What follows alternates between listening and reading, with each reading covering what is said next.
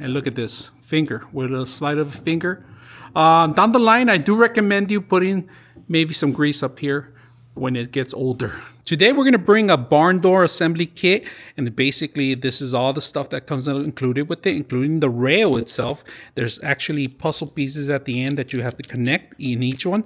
It has the stoppers, 2 of them for each end. It has the spacers. These are required to actually have space for the system, and these are the actual rollers that are going to be gripping onto the actual rail itself. Now, including with all the screws that are necessary to mount this, including some wrenches and the Allen wrench. So let's put it together and see how it works. So this is the essential that comes with this, where it connects to each other like a puzzle.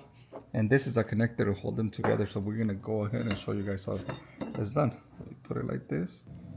And then it comes with its own little wrench, so you can tie it. Lugs that comes with it. This is so you anchor it to your wall studs or your wood, wherever you have your wall. This is the stopper for the door. We're gonna put it here, and it has an Allen wrench here, so you loosen it up a little bit.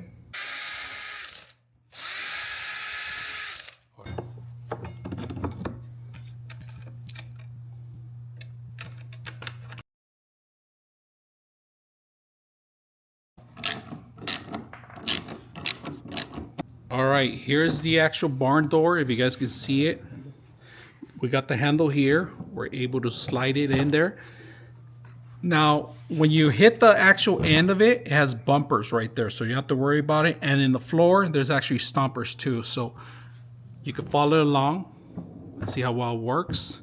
So if you guys can see the demo, this could carry a lot of weight too on a heavy door.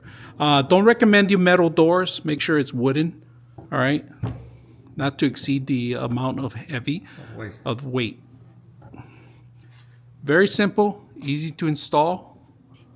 Puzzle pieces plus. I hope you guys enjoy the video.